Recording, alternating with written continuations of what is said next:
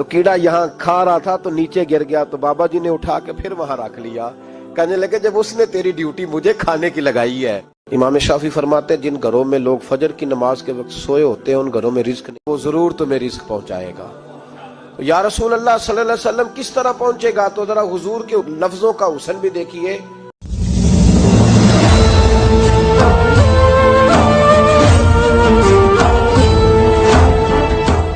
مفسرین نے ایک بات لکھی ہے اس آیت کے تحت کہ فرمایا جو زمین پہ چلنے والا ہے اس کا رزق اللہ کے ذمے۔ فرماتے ہیں کہ یہ اللہ نے ہماری عقل کے مطابق ہم سے بات کی ہے، ورنہ آسمانوں میں جتنی مخلوق ہے رزق اس کا بھی اللہ کے ذمے ہی ہے۔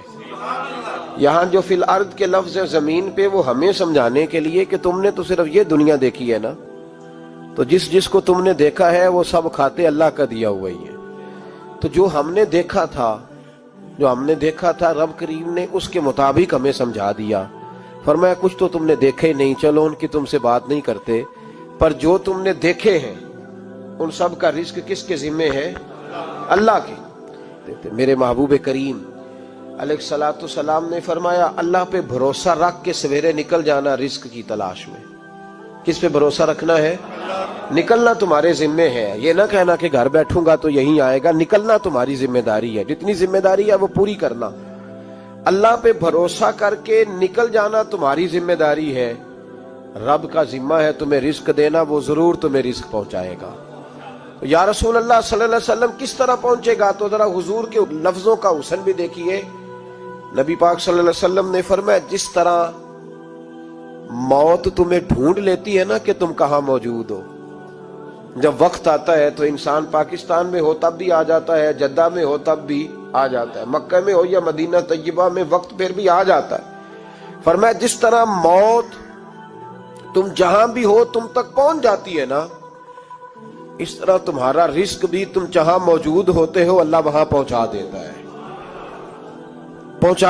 تو یا رسول اللہ صلی اللہ علیہ وسلم کس انداز میں؟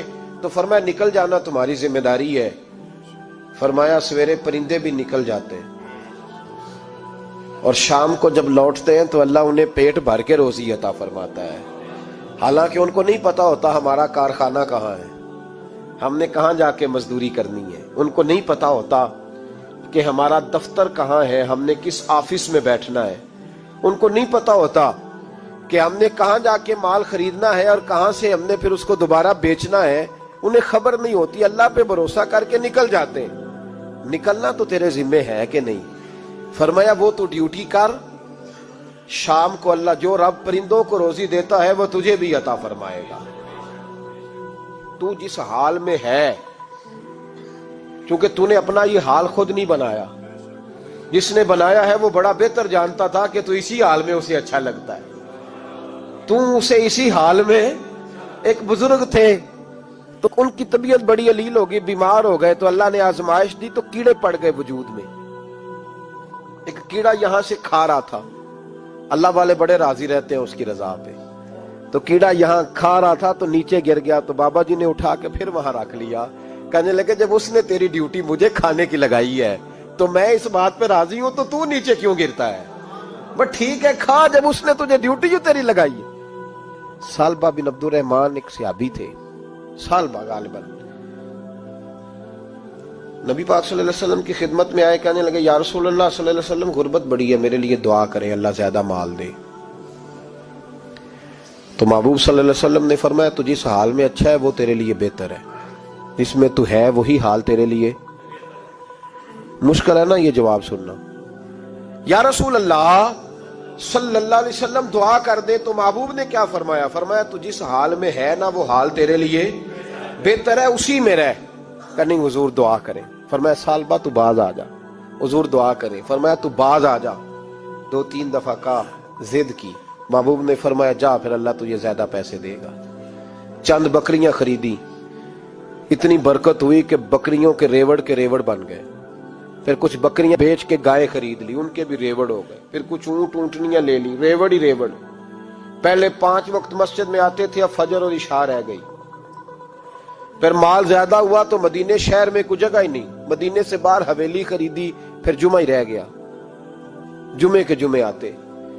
زکوٰۃ کا حکم آیا، میرے نبی کریم علیہ السلام نے حضرت ابو ہریرہ کو بھیجا، فرمایا جا اسے کہہ تیری زکوٰۃ بنتی ہے 2.5%۔ تو سالبہ کے پاس حضور نے پیغام بھیجا، پہلے تو کہا تیرے لیے بہتر نہیں مال، جب اصرار کیا تو بڑی برکت ہو گئی، بڑا آیا تو فرمایا زکوٰۃ دے، 2.5% زکوٰۃ ہے۔ اب جب سوچا کہ 5 اونٹوں پہ ایک بکری جائے گی اور بڑا سارا مجھے دینا پڑے گا، اب جب غور کیا تو یہ تو نہ کہا کہ میں نہیں دیتا۔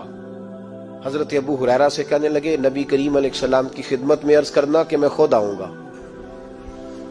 حضرت ابو ہریرہ نے آ کے عرض کی یا رسول اللہ صلی اللہ تعالی علیہ وسلم، حضور وہ کہتے تھے میں خود آؤں گا، تو کہتے ہیں محبوب نے ٹھنڈی سانس لی، فرمایا اسے کہا تھا کہ تیرے لیے مال بہتر نہیں، اب ہلاک ہو گیا، ہائے افسوس ہلاک ہو گیا۔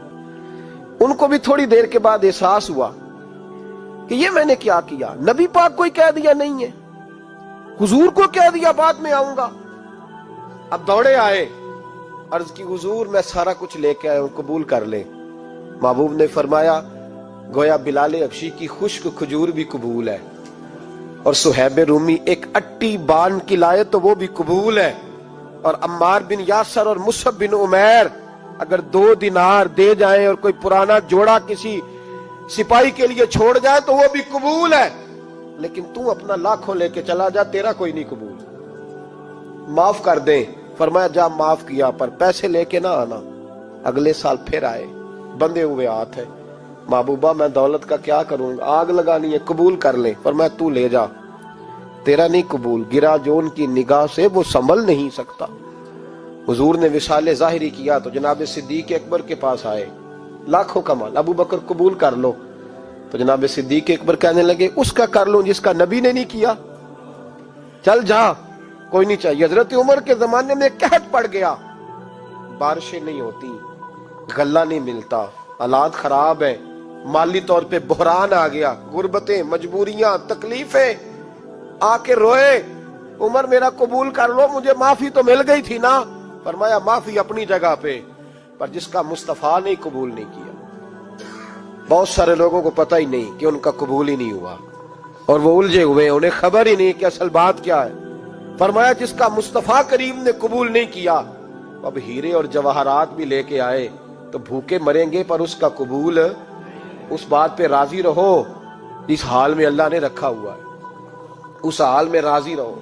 یہ جو مصیبت ہے نا دیکھنی کہ وہ بھی میرے پاس، تمہیں کیا پتا، کبھی پوچھ تو صحیح اس سے وہ کس مصیبت کا شکار ہے، جو مالی طور پہ بڑا امیر ہے، تو اس کی طرف دیکھ کے اپنا دل برا کرتا ہے؟ بس جس حال میں رب نے رکھا ہے اس حال میں رہ۔ حضرت عثمان غنی کے زمانے میں تو وہ وصال کر گئے، لیکن بھائی تو جس حال میں تیرا رب تجھے رکھتا ہے اس حال میں رہ، تیری مالی پریشانیاں ختم ہو جائیں گی۔ امام شافعی فرماتے ہیں جن گھروں میں لوگ فجر کی نماز کے وقت سوئے ہوتے ہیں ان گھروں میں رزق نہیں آتا۔ آپ فرماتے ہیں فجر کا وقت اللہ کے دینے کا وقت ہے، اس وقت اللہ بانٹتا ہے۔ حضور صلی اللہ علیہ وسلم کا فرمان ہے نا حدیث میں کہ تہجد کے وقت اللہ پہلے آسمان پہ نزول جلال فرماتا ہے جو اس کی شان کے لائق ہے تہجد کے وقت، اور وہ کہتا ہے مانگو میں تمہیں عطا کروں گا۔ لینے کی باری آئے تو بندہ سمیٹ سماٹ کے اندر گھس جائے۔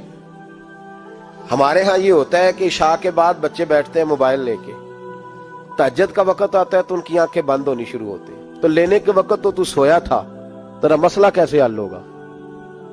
بھائی جب کوئی آدمی خیرات بانٹ رہا ہو تو جو پیالہ پیچھے کر لے اسے ملے گا؟ کہتے اس وقت آنا جب میں بانٹ رہا تھا، اب تو کدھر آ گیا ہے؟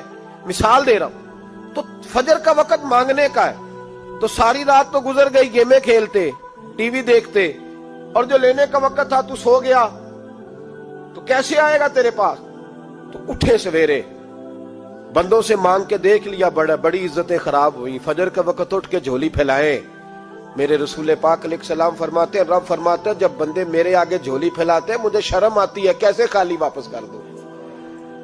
تو اس کے سامنے جھولی پھیلائیں سویرے اٹھ کے، رزق میں برکت ہوگی۔ اور پھر ایک اور بات، 5ویں بات، رزق میں تنگی اس وقت ہوتی ہے جب ہم مال غلط جگہ پہ خرچ کرتے ہیں۔ اللہ مال دیتا ہے اپنے فضل سے، اور جب ہم اسے ضائع کریں، مثال دیتا ہوں، میرے پاس ایک شخص نے آ کے کہا حضرت جی بچی کی شادی ہے، یا میرا گھر میں کوئی بیمار ہے، یا بڑی آزمائش ہے، 10,000 کی ضرورت ہے، میں نے تھما دیا اس کو، پھر مجھے بعد میں پتا چلا کہ اوہو وہ تو عیاشی کر رہا ہے پیسوں سے، وہ تو چلا گیا کہیں گھومنے اور فلاں ہوٹل میں، مہنگے ہوٹل میں بیٹھ کے کھانا کھا لیا، تو میرے دل پہ کیا گزرے گی اس شخص کے بارے میں۔ بلا مثال و بلا تشبیہ سمجھانے کے لیے اللہ نے مال دیا فضل سے، اور اگر عیاشیوں میں لگا دیا۔ صوفیاء فرماتے ہیں کہ اگر ایک دھیلا تو حرام جگہ پہ خرچ کرے نا، ایک دھیلا، تو 1,00,000 دینار کی برکت تیرے گھر سے اٹھ جاتی ہے، ایک دھیلا حرام جگہ پہ۔ قرآن مجید کی آیت پڑھتا ہوں، رب فرماتا ہے وَمَنْ أَعْرَضَ عَنْ ذِكْرِي فَإِنَّ لَهُ مَعِيشَةً ضَنْكًا، بڑی سخت آیت ہے۔ وَمَنْ أَعْرَضَ عَنْ ذِكْرِي، فرمایا جب تو میرے تذکرے سے، میرے ذکر سے منہ پھیر لیتا ہے، فَإِنَّ لَهُ مَعِيشَةً ضَنْكًا، تو میں تیری معیشت کو، تیرے رزق کو تنگ کر دیتا ہوں، پھر تیری زندگانی تنگ ہوتی، اور جس کی زندگی اللہ تنگ کرے اس کی کوئی کھول سکتا ہے؟ کہتے ہیں بڑی جگہوں پہ گیا ہوں، بڑی پھوکے مروائی، بڑے دم کرائے، حالات صحیح نہیں ہوتے، تو مسجد آ کے توبہ کر۔ وہ کہہ رہا فَإِنَّ لَهُ مَعِيشَةً ضَنْكًا، اعلان ہے قرآن پاک کا کہ جب تو میرے ذکر سے منہ پھیرے گا، روٹی میری کھائے اور پیسے لے کے عیاشی کرے، مسجد آئی نہ۔ حکم تو یہ ہے کہ جتنی جتنی نعمت بڑھتی جائے سجدے بڑھنے چاہیے، لیکن ہم لوگ سجدے کم کرتے جاتے ہیں، فرض نماز بھی نہیں پڑھتے، پھر رزق تنگ ہوتا ہے، پھر اللہ کے عدل کا نظام چلتا ہے، پھر خرابی ہوتی۔ اس لیے یاد رکھیں قرآن مجید نے حکم دے دیا کہ اگر چاہتے ہو کہ رزق میں برکت ہو تو پھر رزق دینے والے کے آگے جھک جاؤ، پھر رزق دینے والے کے آگے جھکو۔ تو مالی پریشانی کا بہت بڑا سبب یہ ہے کہ ہم مسجد کی طرف نہیں آتے، دین کی طرف نہیں آتے، پیسہ ناجائز جگہ پہ خرچ ہوتا ہے۔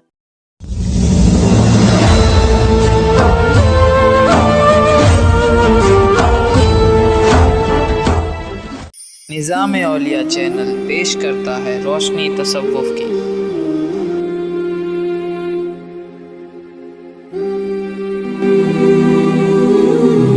سبسکرائب کریں چینل نظام اولیاء۔